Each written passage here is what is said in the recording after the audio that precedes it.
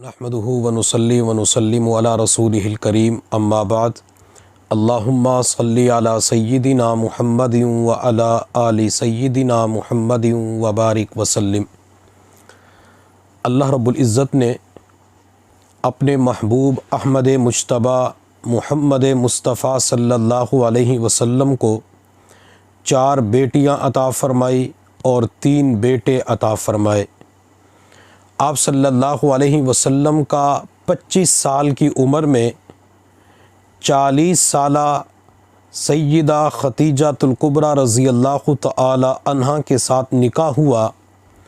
آپ علیہ السلام کی جب مبارک عمر 30 سال کو پہنچی تو اللہ تعالیٰ نے آپ کو بیٹی زینب عطا فرمائی۔ گوئے کہ شادی نکاح کے تقریباً 5 سال کے بعد اللہ نے بیٹی کی رحمت سے مالا مال فرمایا۔ پھر 3 سال کے بعد جب آپ علیہ السلام کی مبارک عمر 33 سال تھی تو اللہ تعالیٰ نے آپ علیہ السلام کو ایک اور بیٹی عطا فرمائی جس کو دنیا حضرت رقیہ رضی اللہ تعالی عنہا کے نام سے یاد کرتی ہے۔ آپ صلی اللہ علیہ وسلم نے اپنی بیٹی حضرت رقیہ رضی اللہ تعالی عنہا کا نکاح ابو لہب کے ایک بیٹے کے ساتھ کیا تھا۔ رقیہ اور ام کلثوم یہ بھی نبی علیہ السلام کی لخت جگر ہے۔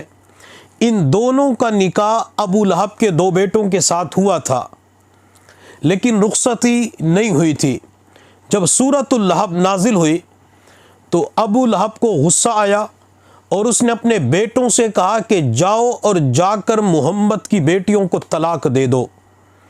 ابو لہب کا ایک ظالم بیٹا حضور صلی اللہ علیہ وسلم کی خدمت میں حاضر ہوا۔ آپ علیہ السلام بیت اللہ کے پاس تشریف فرما تھے۔ اس ظالم بدبخت نے آ کر میرے محبوب کے والضحیٰ والے چہرے پہ تھوک ڈال دیا۔ اس چہرے پہ تھوک ڈالا جس کی قسمیں میرے اللہ نے قرآن میں کھائی ہے۔ اس چہرے پہ آ کے تھوک ڈالا جس چہرے کو دیکھ کر اللہ مسکرایا کرتے تھے، جس چہرے کے بارے میں اللہ نے قرآن میں فرمایا والضحیٰ، اس چہرے پہ آ کے تھوک ڈالا جس چہرے کو دیکھ کر عبداللہ ابن سلام مسلمان ہو گئے اور اپنے قبیلے کی طرف دیکھ کے کہا تھا لوگو محمد کے چمکتے دمکتے روشن چہرے کو دیکھو، یہ چہرہ کسی جھوٹے انسان کا نظر نہیں آتا۔ وہ چہرہ جس کو دیکھ کر دل خوش ہو جایا کرتا تھا، جس کو دیکھ کر صحابہ کی آنکھیں ٹھنڈی ہو جاتی تھی، اسی چہرے کے اوپر ابو لہب کے بدبخت بیٹے نے تھوک ڈال کر حضور صلی اللہ علیہ وسلم کی گستاخی کی۔ صرف اسی کے اوپر اکتفا نہیں کیا، ابو لہب کا یہ ظالم بیٹا میرے پیغمبر کے قریب ہوا، آپ کی مبارک گردن کے اندر گلے کے اندر کپڑے کو ڈال کے کپڑے کو یوں کھینچا، آپ کی رگیں مبارک پھول گئی، چہرے انور سرخ ہو گیا۔ آپ علیہ السلام نے اب بھی انتقامی جذبات کا اظہار نہیں فرمایا، آپ نے بد دعا نہیں دی، ذات کا معاملہ تھا، بد دعا نہیں دی۔ لیکن جب ابو لہب کا ظالم بیٹا یوں کہتا ہے محمد میں تیری بیٹی کو طلاق دیتا ہوں، تو میرے محبوب صلی اللہ علیہ وسلم کی مبارک زبان سے بد دعا نکل گئی، اللہ اپنے کتوں میں سے کسی ایک کتے کو اس کے اوپر مسلط فرما دے۔ میں امتی ہونے کے ناطے اپنے محبوب صلی اللہ علیہ وسلم کی خدمت میں عرض کرتا ہوں یا رسول اللہ، طائف کے میدان میں آپ کا خون بہایا گیا، آپ نے بد دعا نہیں دی، احد کے میدان میں دندان شہید کر دیے گئے، آپ نے بد دعا نہیں دی، مکہ کی گلیوں سے گزرتے ہیں گندگی ڈال دی جاتی ہے، بد دعا نہیں دیتے۔ یہاں بیت اللہ کے قریب بیٹھ کر مطاف کے اندر مقام ابراہیم بھی موجود ہے، صفا مروہ کی پہاڑی بھی موجود ہے، آپ یہاں اتنی بڑی بد دعا دیتے ہیں، اللہ اپنے کتوں میں سے کسی ایک کتے کو اس کے اوپر مسلط فرما دے۔ میرے پیغمبر فرماتے جی ہاں، طائف کے میدان میں تو میرا خون بہایا گیا، احد کے میدان میں تو میرے دندان شہید کیے گئے، یہاں میری بیٹی کا معاملہ آ چکا ہے، میں محمد ہر قسم کے دکھ درد کو برداشت کر سکتا ہوں لیکن بیٹیوں کے دکھ درد کو برداشت نہیں کر سکتا۔ آپ علیہ السلام نے بیٹی کی وجہ سے اس ظالم بدبخت کو بد دعا دی، پھر اللہ تعالیٰ نے اس بد دعا کو اس ظالم کے حق میں پورا کیا، اور ایک شیر نے راستے کے اندر سفر کے دوران اس کو چیر پھاڑ کے رکھ دیا۔ آپ علیہ الصلاۃ والسلام نے جب صحابہ کرام کو مکہ سے مدینہ کی طرف ہجرت کا حکم دیا تو آپ علیہ الصلاۃ والسلام کی بیٹی رقیہ کا نکاح بعد کے اندر چونکہ عثمان کے ساتھ ہو چکا تھا، حضرت عثمان غنی رضی اللہ تعالی عنہ پھر رقیہ کے ساتھ مدینہ طیبہ کی طرف تشریف لے جاتے ہیں۔ آپ علیہ الصلاۃ والسلام نے جب مکہ المکرمہ سے مدینہ کی طرف ہجرت کی، چند مہینے وہاں پہ گزارے، تقریباً 1 سال کا عرصہ گزرا۔ حضرت رقیہ رضی اللہ تعالی عنہ بیمار ہو جاتی ہے، ان کے جسم کے اوپر دانے نکل آئے، جس کی وجہ سے حضرت رقیہ کو بڑی تکلیف ہوتی تھی۔ دوسری طرف آپ علیہ الصلاۃ والسلام غزوہ بدر کی تیاری فرما رہے تھے۔ آپ علیہ الصلاۃ والسلام نے اپنے 313 شاگردوں کو تیار کیا، 313 مجاہدین کو تیار کیا۔ آپ علیہ الصلاۃ والسلام جب اس قافلے کو لے کر مدینہ سے نکل رہے تھے، آپ علیہ الصلاۃ والسلام نے عثمان غنی سے فرمایا، عثمان چونکہ حضور کے داماد تھے بلکہ دوہرے داماد ہیں، حضرت رقیہ کے انتقال کے بعد آپ علیہ الصلاۃ والسلام نے اپنی بیٹی ام کلثوم کا نکاح بھی عثمان کے ساتھ کر دیا تھا۔ یہ حضور کا اتنا پیارا داماد تھا۔ آپ علیہ الصلاۃ والسلام نے فرمایا، عثمان اگر میری 100 بیٹیاں ہوتی میں یکے بعد دیگرے اپنی تمام بیٹیوں کا نکاح تیرے ساتھ کر دیتا۔ اتنا حضور کو عثمان نے خوش کیا ہوا تھا۔ حضرت عثمان غنی رضی اللہ تعالی عنہ کو نبی علیہ السلام نے فرمایا، عثمان تو نے رقیہ کی تیمارداری کرنی ہے، تو نے میری بیٹی کے پاس ٹھہرنا ہے، رقیہ کے پاس وقت گزارنا ہے۔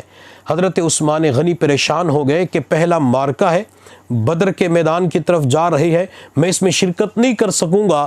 آپ علیہ الصلاۃ والسلام نے فرمایا، عثمان تو بدر کی طرف تو نہیں جائے گا، لیکن تیری غیر موجودگی میں پیغمبر کی مانتے ہوئے اللہ تجھے اجر بھی عطا فرمائیں گے اور مال غنیمت کے اندر تیرا حصہ بھی ہوگا۔ وہ عثمان جو بدر کی طرف تو نہیں گئے، اللہ نے اجر و ثواب بھی عطا فرمایا اور اللہ نے مال غنیمت بھی عثمان کو عطا فرمایا۔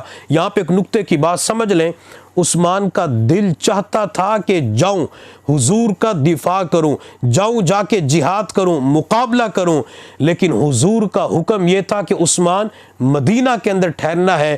عثمان نے اپنی چاہت کو حضور کی چاہت پہ قربان کر دیا، جیسے حضور چاہتے ہیں ویسے میں کروں گا۔ حضرت عثمان نے حضور کی چاہت کو پورا کیا، اللہ تعالیٰ نے عثمان کو اجر و ثواب عطا فرما دیا۔ آپ علیہ الصلاۃ والسلام 17 رمضان المبارک کو بدر کا مارکہ لڑتے ہیں، اللہ 313 کو 1000 کے اوپر غلبہ عطا فرماتے ہیں۔ جب حضور فاتح بن کر مدینہ کی طرف تشریف لا رہے تھے، مدینہ کے اندر داخل ہوئے، حضرت زید بن حارثہ رضی اللہ تعالی عنہ نے دوڑتے ہوئے اونچی آواز سے نعرہ لگایا اور کہا، اہل مدینہ تمہیں مبارک ہو، آج مسلمان فاتح بن کر مدینہ میں داخل ہو رہے ہیں۔ لوگ گھروں سے نکل آئے، بچے نکل آئے، ایک دوسرے کو مبارکباد پیش کر رہے تھے کہ آج مسلمانوں کو فتح نصیب ہو چکی ہے۔ میرے پیغمبر کی نظر حضرت اسامہ بچے کے اوپر پڑی جو دوڑتے ہوئے حضور کی طرف آ رہے تھے۔ جب اسامہ حضور کے قریب پہنچے، میرے محبوب صلی اللہ علیہ وسلم نے فرمایا، اسامہ آج تو خوشی کا دن ہے، اللہ نے غلبہ عطا فرمایا۔ عثمان یہ بتا میری بیٹی رقیہ کا کیا حال ہے، میری بیٹی رقیہ کی طبیعت کیسی ہے؟ حضرت اسامہ کا سر جھک گیا، بچے تھے۔ میرے پیغمبر نے فرمایا، اسامہ بتا تو صحیح میری بیٹی رقیہ کا حال کیا ہے؟ حضرت اسامہ نے عرض کیا، یا رسول اللہ، اللہ کی رضا پہ راضی ہو جائیں، آپ کی بیٹی رقیہ اللہ کو پیاری ہو چکی ہے، رقیہ دنیا سے جا چکی ہے۔ میرے پیغمبر کی آنکھوں میں آنسو آ گئے، چونکہ آپ علیہ الصلاۃ والسلام کو اپنی بیٹیوں کے ساتھ بے پناہ پیار تھا۔ حضرت زینب کے ساتھ بھی محبت تھی، حضرت رقیہ کے ساتھ بھی محبت تھی۔ آج رقیہ بھی اللہ کو پیاری ہو گئی، رقیہ بھی دنیا سے چلی گئی۔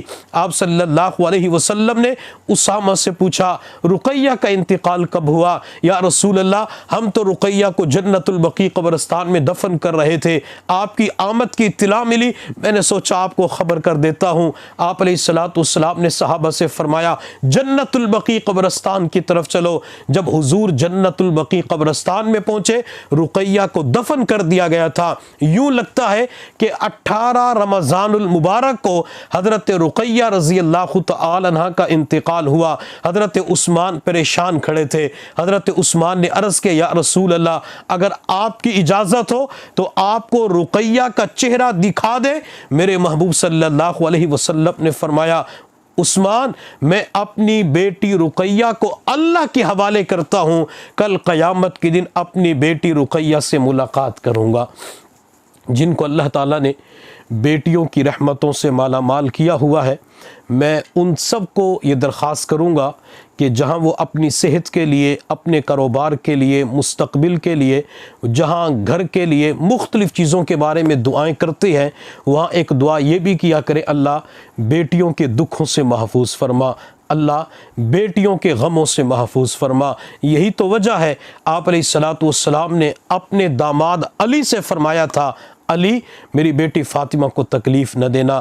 علی جب کوئی فاطمہ کا دل دکھاتا ہے تو یوں سمجھ لو محمد کے دل کو دکھاتا ہے۔ آپ علیہ السلام کو اتنا تو پیار تھا، آپ علیہ السلام کو اتنی تو محبت تھی، جب ماں باپ روزانہ بیٹیوں کے لیے دعا کریں گے، اللہ تعالیٰ بیٹیوں کے دکھوں سے محفوظ فرما دیں گے۔ اللہ تعالیٰ کی بارگاہ میں دعا ہے اللہ تعالیٰ تمام والدین کو بیٹیوں کے دکھوں سے محفوظ فرمائے۔ وآخر دعوانا ان الحمد للہ رب العالمین۔